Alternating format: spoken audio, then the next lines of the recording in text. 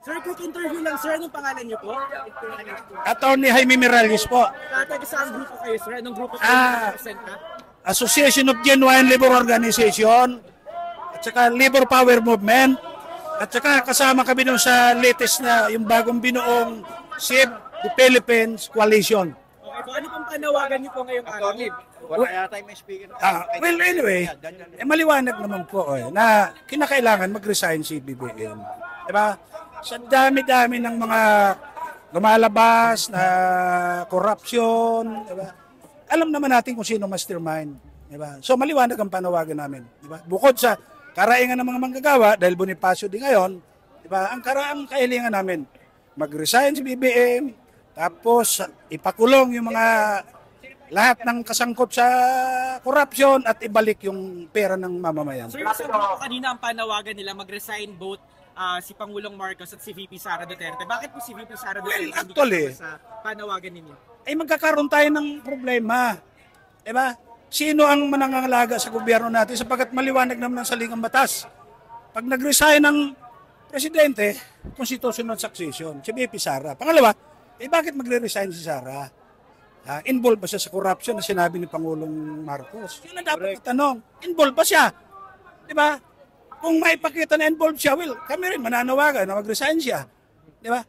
Klaro lang po yun. Klaro lang po yun. So, ano ba mga grupo lang na sinasite nila yung alleged mishandling daw ng confidential funds nila? Well, alam nyo, lumang issue na po yun eh. Diba? Confidential fund, diba? Dinala na sa impeachment court, sa impeachment. Walang napatunayan sapagkat maliwanag naman na clear si BP Sara sa COA.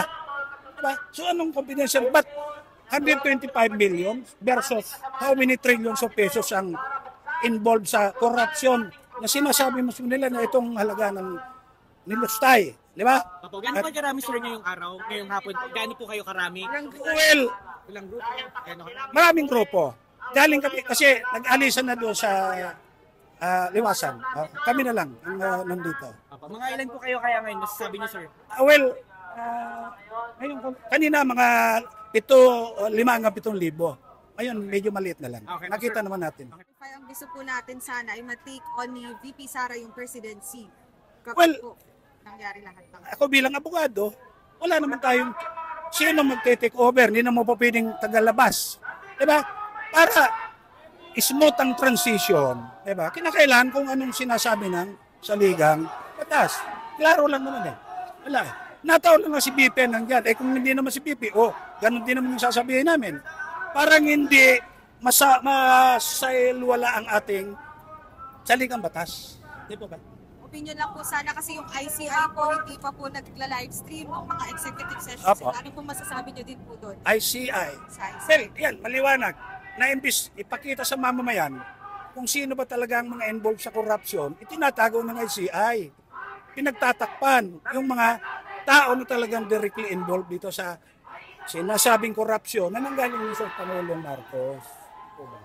So regarding naman po dun sa nagiging statements din po na nilalabas ni former Representative Zaldico, sa tingin niyo po ba totoo po yung mga statements niya? Well, pinapahayag niya? bilang abogado, di ba ba?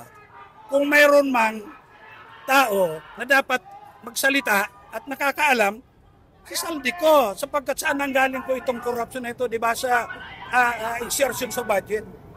Zaldico was the former appropriation committee. So hindi ko naman sasabi na lahat totoo. Pero kung meron mang isang tao, dapat na magsabi kung ano nangyari, si former congressman ko.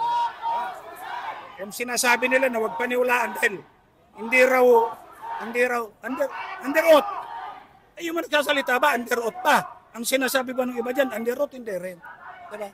So wala tayong dapat paniwalaan. Diba? Yung allegedly kasama doon sa corruption na nagmula sa budget insertion.